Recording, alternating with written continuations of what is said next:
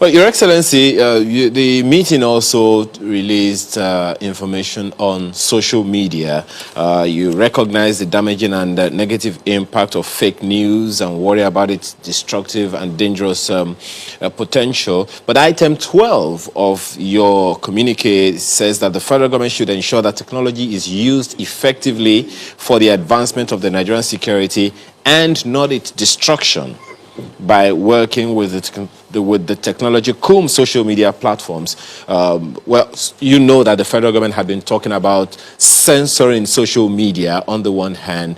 So we want to understand just what the Southwest leaders have decided about the social media precisely, because it would seem like item 12 and item 11 are not particularly on the same page. Well, those items you refer to, what we have decided is not that anybody wants to gag. We never took the decision that social media be gagged. No. But we're all clear as to the effect of fake news and false news. And there's no government that will sit back and allow such news items to go without a way of curbing it or restricting it. So at the end of the day, I will realize what it did in this NSAS or the aftermath of NSAS, because I don't believe NSAS ended before the hoodlums took over. When the hoodlums took over, a lot of fake news were fed to the public. People were reacting to it. False news were fed to the public. They reacted to it. Led to destruction of properties, Lagos, Akure, everywhere. So no responsible government will just sit back. And what the communique is saying that, look, we must look into it. There must be gatekeepers. Yes, you want to publish any news you like, but there must be gatekeepers using technology that will be able to at least go on as you are trying to send out this your fake news that can sieve what is right and what is wrong. You can say it will be subjective, fair enough, because we cannot, the government will not allow everybody to just throw in whatever it likes. So we have the gates can be kept and maintained through technology so that fake and false news are not allowed to go out. That is what we are saying we will exploit. If you have to get to Facebook to get some of them, there are areas in some countries in which they must have managers. And if any fake news come out, they will be responsible themselves. Facebook will be responsible.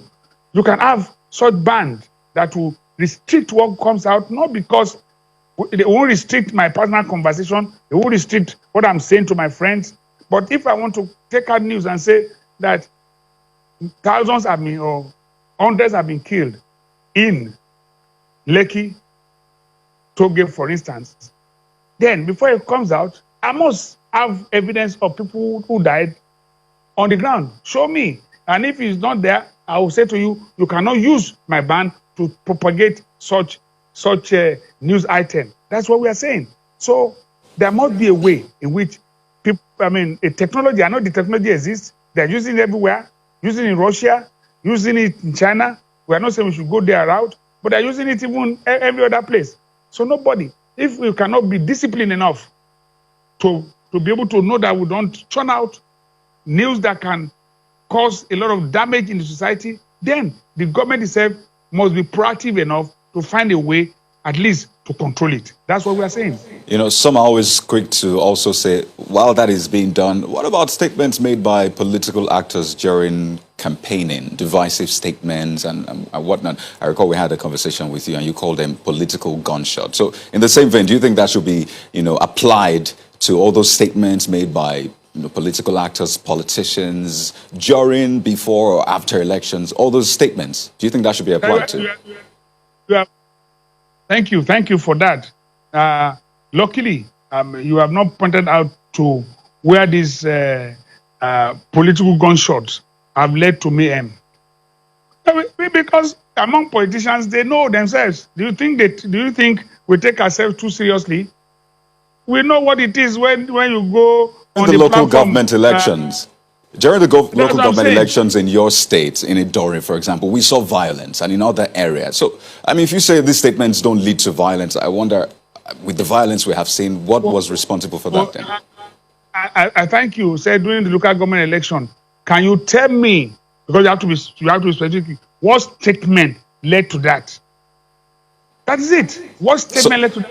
So you're saying that the statements made by political actors, divisive statements that tend to make people go violent. You're saying they're not related to the violence we see before, maybe during elections too?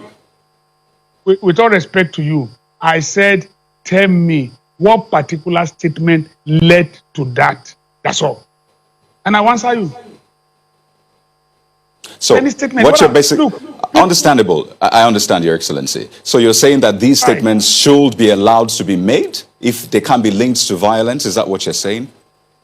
What I'm saying is that there are statements, fake and false news, that could exacerbate whatever situation we have and that could lead to mayhem and violence. That should not be allowed.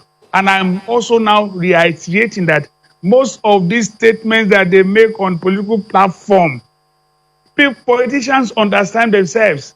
They are not the people, Your Excellency, do the people understand? Because this is a major issue.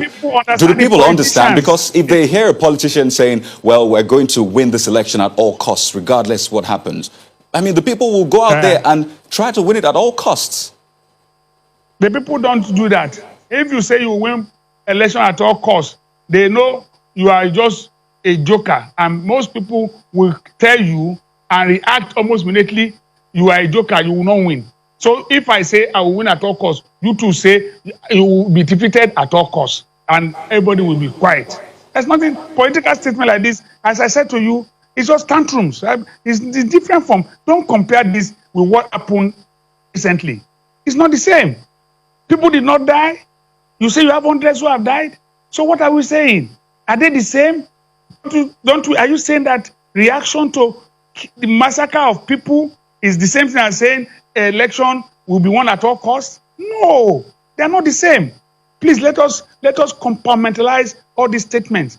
There, as I said, those ones are political gunshot. You cannot kill anybody, and people don't react to it as such.